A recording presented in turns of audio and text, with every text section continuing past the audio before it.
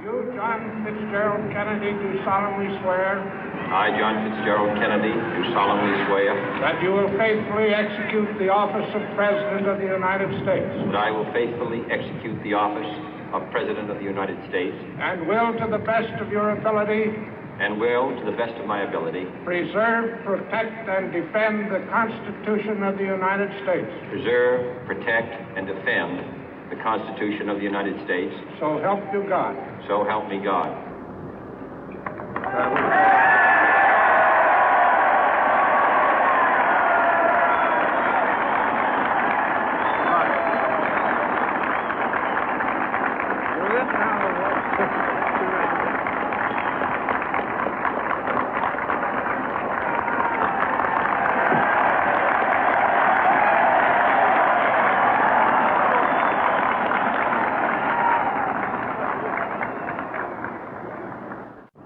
Vice President Johnson, Mr. Speaker, Mr. Chief Justice, President Eisenhower, Vice President Nixon, President Truman, Reverend clergy, fellow citizens. We observe today not a victory of party, but a celebration of freedom, symbolizing an end as well as a beginning, signifying renewal as well as change. For I have sworn before you and Almighty God the same solemn oath our forebears prescribed nearly a century and 3/4 ago. The world is very different now, for man holds in his mortal hands the power to abolish all forms of human poverty and all forms of human life.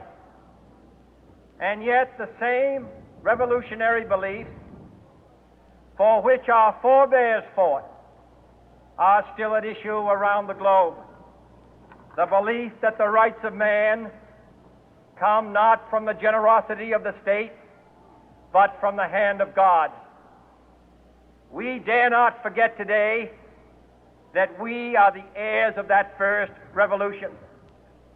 Let the word go forth from this time and place to friend and foe alike that the torch has been passed to a new generation of Americans born in this century, tempered by war, disciplined by a hard and bitter peace, proud of our ancient heritage, and unwilling to witness or permit the slow undoing of those human rights to which this nation has always been committed and to which we are committed today at home and around the world.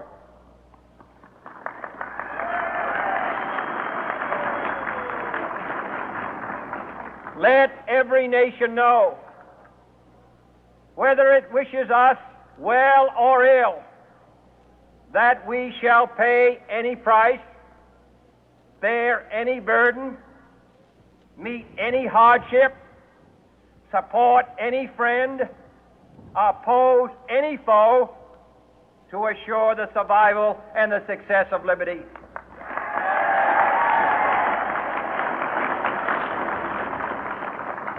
This much we pledge and more. To those old allies whose cultural and spiritual origins we share, we pledge the loyalty of faithful friends. United, there is little we cannot do in a host of cooperative ventures. Divided, there is little we can do, for we dare not meet a powerful challenge at odds and split asunder. To those new states whom we welcome to the ranks of the free, we pledge our word that one form of colonial control shall not have passed away, merely to be replaced by a far more iron tyranny. We shall not always expect to find them supporting our view, but we shall always hope to find them strongly supporting their own freedom, and to remember that in the past, those who foolishly sought power by riding the back of the tiger ended up inside.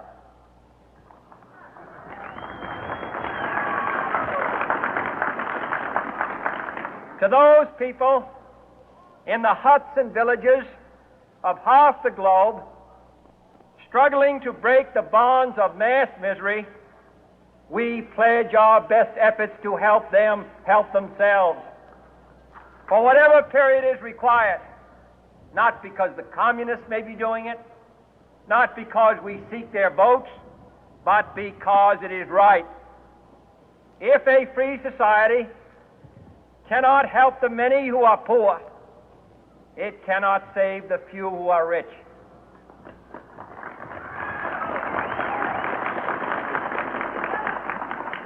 To our sister republics south of our border, we offer a special pledge to convert our good words into good deeds, in a new alliance for progress, to assist free men and free governments in casting off the chains of poverty. But this peaceful revolution of hope cannot become the prey of hostile powers. Let all our neighbors know that we shall join with them to oppose aggression or subversion anywhere in the Americas. And let every other power know that this hemisphere intends to remain the master of its own house.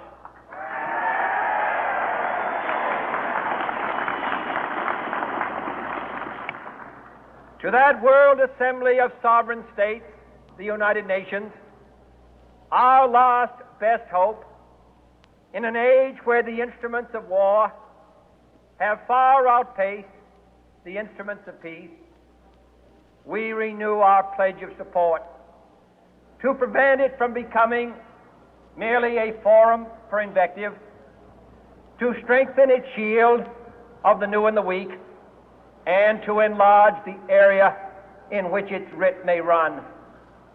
Finally, to those nations who would make themselves our adversary, we offer not a pledge, but a request that both sides begin anew the quest for peace.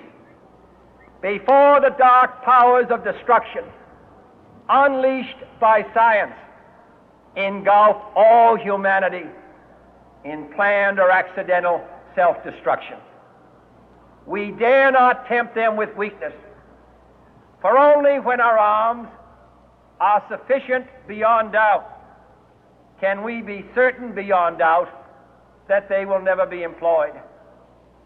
But neither can two great and powerful groups of nations take comfort from our present course, both sides overburdened by the cost of modern weapons, both rightly alarmed by the steady spread of the deadly atom, yet both racing to alter that uncertain balance of terror that stays the hand of mankind's final war. So let us begin anew, remembering on both sides that civility is not a sign of weakness, and sincerity is always subject to proof. Let us never negotiate out of fear, but let us never fear to negotiate.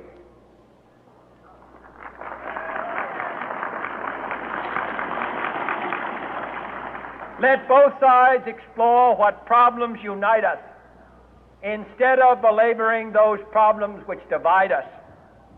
Let both sides, for the first time, formulate serious and precise proposals for the inspection and control of arms, and bring the absolute power to destroy other nations under the absolute control of all nations.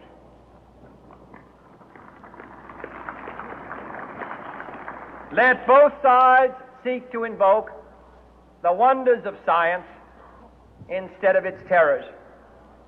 Together, let us explore the stars, conquer the deserts, eradicate disease, tap the ocean depth, and encourage the arts and commerce. Let both sides unite to heed in all corners of the earth the command of Isaiah to undo the heavy burden and let the oppressed go free. And if a beachhead of cooperation may push back the jungle of suspicion, let both sides join in creating a new endeavor, not a new balance of power, but a new world of law, where the strong are just and the weak secure and the peace preserved. All this will not be finished in the first 100 days, nor will it be finished in the first 1,000 days, nor in the life of this administration, nor even perhaps in our lifetime on this planet. But let us begin.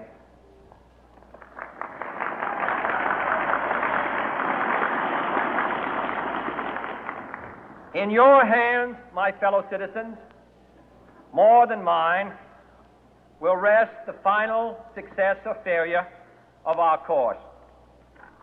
Since this country was founded, each generation of Americans has been summoned to give testimony to its national loyalty. The graves of young Americans who answered the call to service surround the globe.